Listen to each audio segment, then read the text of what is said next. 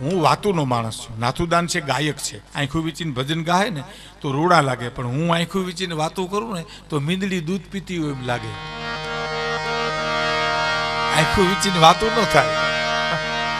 હે વાત તો હાવ નાનામાં નાની. એક જણાને એટલું કીધું તું, તમે સમજદાર છો? ઓલો કે હા, કે તો તમે દુખી હશો. સમજણ છે ને દુઃખ છે ને નાથમોરડો કાઢ નાખ્યો ને શું લેવા દેવા છે? પણ હું કોનો દીકરો છું? મારું મોહાળ કોણ છે? મારું કુળ કોણ છે? મારા સદગુરુ કોણ છે? હે આ લાખણોતરા પરિવારમાં આ સંતોના ફોટા જોઈ એમ થાય કે માત્ર એમના પૂર્વજોના પુણ્ય અને સંતોના પણ પુણ્ય ભેળ્યા છે કે જેથી કરીને આવું ભગીરથ કાર્ય થઈ શકે છે. અને મેં તમને કીધું દોહરાવું, પૂજ્ય શાસ્ત્રી બાપા તો કહેશે જ, પણ બને ત્યાં સુધી જો ભગવાને કાંઈક આપ્યું હોય તો પિતૃ મોક્ષને માટે કથા જરૂર કરવી સાહેબ. ભલે તમે બીજો શો ન કરો, ભલે બીજા ખર્ચા ન કરીએ, ભલે રેવડ હોય તો બીજા ખર્ચા કરીએ, પણ નહીતર મારા પિતૃ સાંભળે, મારા મહારાજને કયો ભાગવત કરે, બહુ ઉત્તમ છે. ઉત્તમ એટલે ઉત્તમ છે. તમને અહેસાસ થાય, તમને અનુભૂતિ થાય કે ના, મારા પિતૃને મોક્ષ મળી જ ગયો છે. 100% અનુભૂતિ થાય સાહેબ. હવે મારે 2-3 આ ભાગવત ભગવાન પાસે બેઠો છું એટલે વાત કરું. અમારે ત્યાં સોરઠમાં અહીંયા પણ રિવાજ હશે જ કે લોકી કરતા કરતા ચોરે જાય અને ચોરે જે મહેમાનો આવે અને બધા માણસો પોતાની ઘીરે જમવા લઈ જાય. સાહેબ તમે મારે ત્યાં જમજો, ભલા તમે અહીં જમજો. એટલે શું, જેને આ ઘટના ઘટી છે એને ભાર ન પડે સાહેબ. એટલે આ ગામડાનું આ બંધારણ છે. સાંભળજો આ પ્રસંગ તમે ઘણી વાર સાંભળ્યો હશે કેસેટમાં, આમથી તે બધી, પણ મને આ એવો પ્રસંગ ગમે છે. મારી વાત કરું તો મારો થાક ઉતરી જાય સાહેબ. આ હું વાત કરું ને એવો પ્રસંગ છે, બનેલી હકીકત છે. ચોરે ડાયરો આવ્યો, લોકી કરતા કરતા સમય થયો એટલે ભાઈ તમે મારી ત્યાં જમજો, ફલાણા ભાઈ તમે અહીં લઈ જાઓ. બધા બાવડા પકડીને મીંડા ઘીરે લઈ જવા. એક માણહુર ભાઈ કરીને આયર ચોરે બેઠેલો, એને વિચાર કર્યો, ઓહો બધાય મહેમાનોને રોટલો ખવડાવવા લઈ જાય છે, પણ હે દ્વારકાધીશ, હે મુરલીધર, હે અખિલ બ્રહ્માના માલિક, મને તે અડધો રોટલો દીધો હોત ને તો અડધો હું કોકને ખવડાવત, પણ મને અડધો રોટલો તો દેવો તો. આટલી ગરીબાઈ મારા ઉપર. ભગત બાબુ લખ્યું છે કે ન પૂછો કોઈ દુખિયાની વાતું, વાતડી જે પ્રેમ ડોલે. તમે ન પૂછો કોઈ એ દાજેલાની વાતું, વાતડી જે પ્રેમ ડોલે. હવે સાંભળજો કે મારી ગરીબાઈ એ મંદિરો સાંભળે, એ જી મારી ગરીબાઈ ઓલા દેવલો સાંભળે, તો મંદિરની મૂર્તિઓ રૂવે રે, વાતડી જે પ્રેમ ડોલે. તમે ન પૂછો કોઈ દુખિયાની વાતું, વાતડી જે પ્રેમ ડોલે. અને મારી ગરીબાઈ એ હેમાળો સાંભળે, અરે રે મારી ગરીબાઈ ઓલો હિમાલય સાંભળે, મારી ગરીબાઈ ઓલો હેમાળો સાંભળે. તો શું કરે કે હેમાળો ઓગલીને હાલે રે, વાતડી જે પ્રેમ ડોલે. તમે ન પૂછો કોઈ દુખિયાની વાતું, વાતડી જે પ્રેમ ડોલે.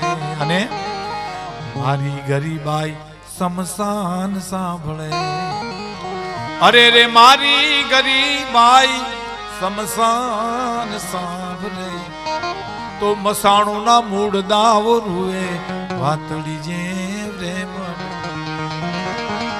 હે અખિલ બ્રહ્માંડના માલિક, એક અડધો રોટલો દીધો હોત ને તો અડધામાં અડધો કોકને ખવડાવત. તમે જુઓ અસ્તિત્વ કેવી મદદ કરે છે સાહેબ.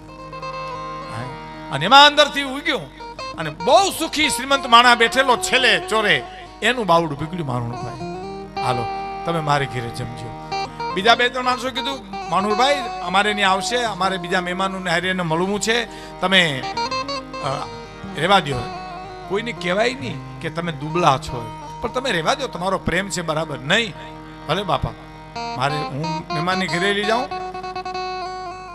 આ દુનિયા આ વાત સાંભળેલી છે, આખી દુનિયાએ, પરદેશ દેશ પ્રદેશમાંથી મને ઘણા ફોન આવે, સાંભળતા હોય તો મને વાત કરે કે આ પ્રસંગ છે ને એ ભલભલાને હલાવી નાખે એવો પ્રસંગ છે, એટલે મેં તમારી સામે વાત માંડી છે.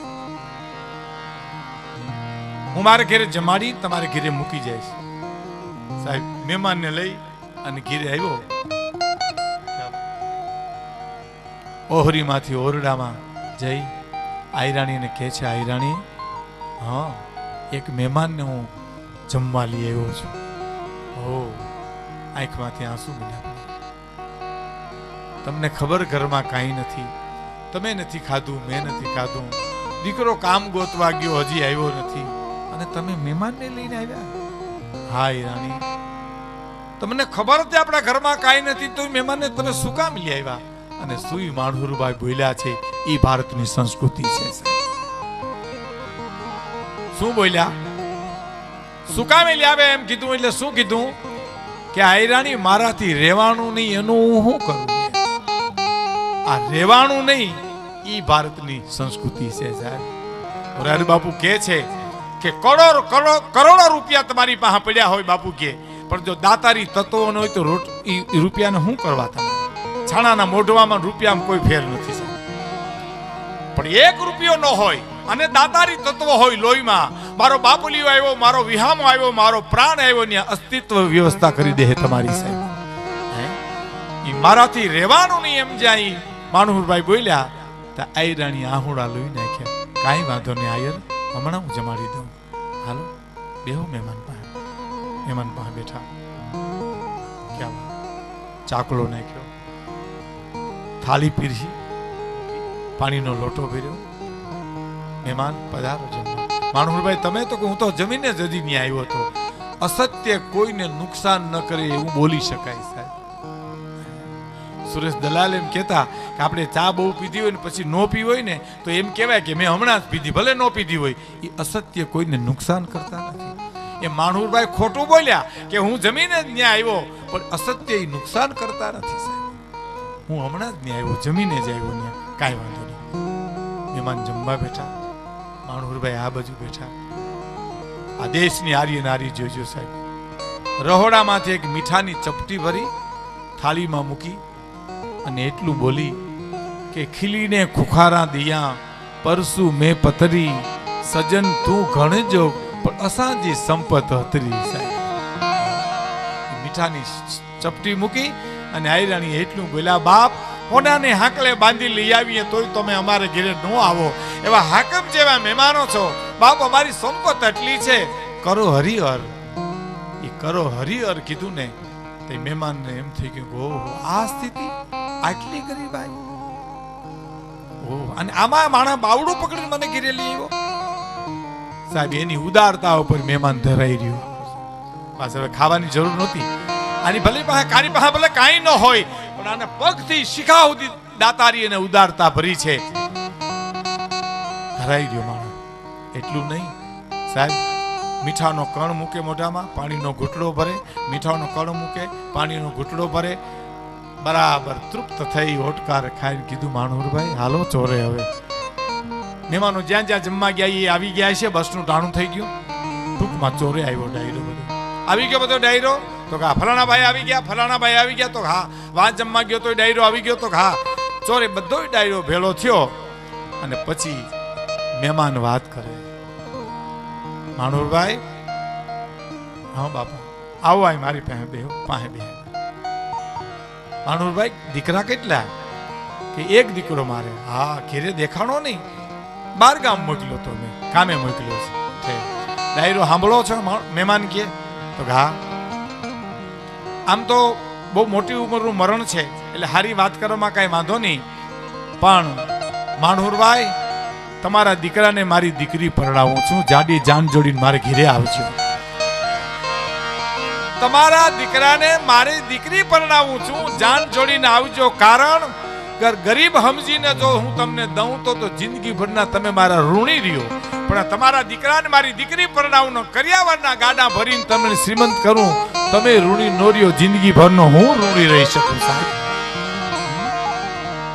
આ તત્વ છે, આ ઉદારતા છે, આ લોહીના સંસ્કાર છે. આને જાતાય પેઢિયું લાગે અને આને આવતાય પેઢિયું લાગે. સાહેબ પૈસા છે ને, આ સંપત્તિ, એનો એક પ્રસંગ તમને કહી દઉં કે સંસ્કાર ને સંપત્તિની જીવનમાં બેયની જરૂર છે, પણ ફેર એટલો છે, સંસ્કાર હોય ને વહેલા મોડી સંપત્તિ આવે, પણ સંપત્તિ હોય ને સંસ્કાર આવે એવું નથી.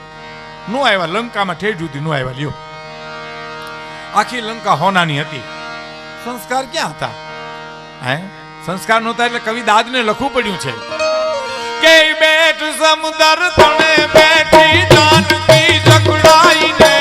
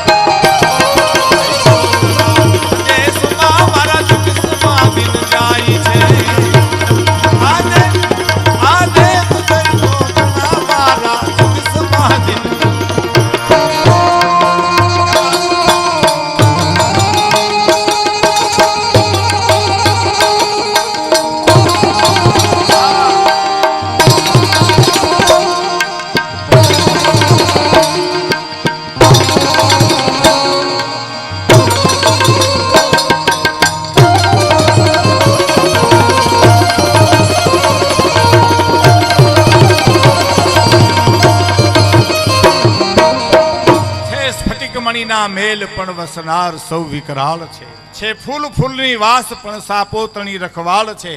કહે દાદ કંચન થાળમાં અહીંયા પશુ રુધિર પીરસાય છે. દૈત્યો તણા દેશમાં મારા જુગ સમાધિને જાય. સંપત્તિ અઢળક હતી. પૂજ્ય મોરારી બાપુ એમ કહે કે હોનાની લંકા હતી. કમાળ હોનાના, હાકડું હોનાની, તાળા હોનાના, આડહર હોનાના, એની ખપાઈટું હોનાની. હું બાકી છે સાહેબ, પણ સંસ્કાર નહોતા સાહેબ. એ અહીંયા હતા, ગોકુળમાં હતા, વ્રજમાં હતા, ભલે માલધારીઓ હતા, મય દહીં દૂધ વેચીને ગુજરાન કરતા હતા, પણ અખિલ બ્રહ્માંડના માલિકને અહીંયા આવવું પડ્યું સાહેબ. સંસ્કાર હોય ને આવેલા મળી સંપત્તિ આવે. સંપત્તિ હોય સંસ્કાર આવે એવું નથી. પહેલી વાત.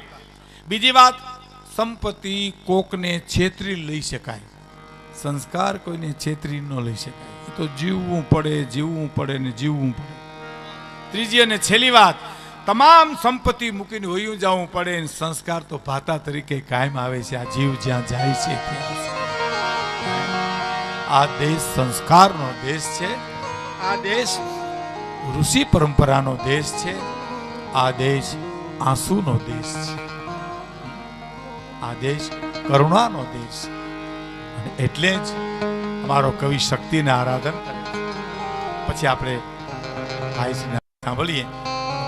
બહુ લાઈવ પ્રસારણ છે. હું ન ભૂલતો હું તો તાલુકામાં બરાબર છે ને, લાઈવ પ્રસારણ છે ને, એટલે માતાજીનો ભેલિયો એક સંભળાવી દઉં કે આવડ તારી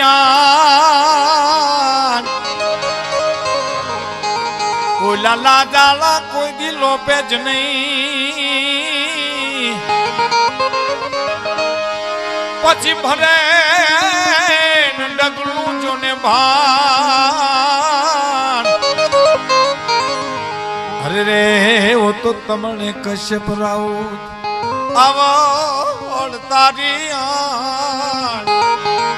ઓલા લાજાલું કોઈ દી લોપે જ નહીં. શું પોકાર કર્યો છે, કલ્પના તો કરો. આવડાય મયારું કરી નેહડે જાય છે. હે દી આથમું થઈ ગયો. પ્રાર્થના કરી આવડા એ હુરજ તું હાથેમી નો આલે બાપ, હું ચારણની દીકરી છું, મારે નેહડે પૂગવું છે. અને ભગત બાપુ દુલા કાગને લખવું પડ્યું. હે સુણી સાગ ગાવડ માતના રવિરાજ પણ થંભી ગયા. અણમોલ અમતણા મારી દિવસ ક્યાં જાતા રહ્યા. આ તો આદ્ય શક્તિ આવડની વાત છે. પણ 3 વર્ષ પહેલાનો મારો અનુભવ તમને કહું. અમે વિસાવદરની બજારમાંથી નીકળ્યા એકવાર. ગીરનું નાકું કહેવાય વિસાવદર. એટલે અમારી માતાઓ બહેનો દીકરી બધું મૈયારું કરવા હટાણું કરવા વિસાવદર આવે. એક હોટલની પાસે અમે ચા પીતા હતા. ત્યાં એક મોટી ઉંમરના માળી બેઠેલા અમારા ચારણના માજી, એ મને જોઈ ગયા. મને કીધું ભીખુદાનભાઈ મારે તમને વાત કરવી છે. આ ભેલિયો તમે બોલ્યા છો, રેકોર્ડિંગ થયું છે, તમારા મામાનો લખેલો છે, લાંગા સાહેબનો, કિશનદાનજી લાંગાનો. પણ મારે હું કેદીની વિચારતી હતી કે તમે મળો તો મારે તમને કેવી વાત. સાહેબ આંખમાં આંસુ સાથે માળીએ મને વાત કરી. ભાઈ તમે જે વાત કરો છો ભેલિયામાં, એ તો આદિ શક્તિ આવડની વાત છે. પણ અટાણે અમે આ મૈયારું કરીને જ્યાં બસ સ્ટેન્ડ આવીએ ને, નેહડાની બધી બસ વહી ગઈ હોય, મોડું થાય ને એમાં. પછી તો હાલીને જવાનું હોય ને. દી હાથમાં અંધારું થવા માંડે. દી હાથમાં થયું હોય ને, તામે આમ ઓઢણાને છેડે અટાણી કે ગાંઠ વાળી અને એમ કહીએ કે હુરજ તું આથમ તો તને આવડની આણી છે.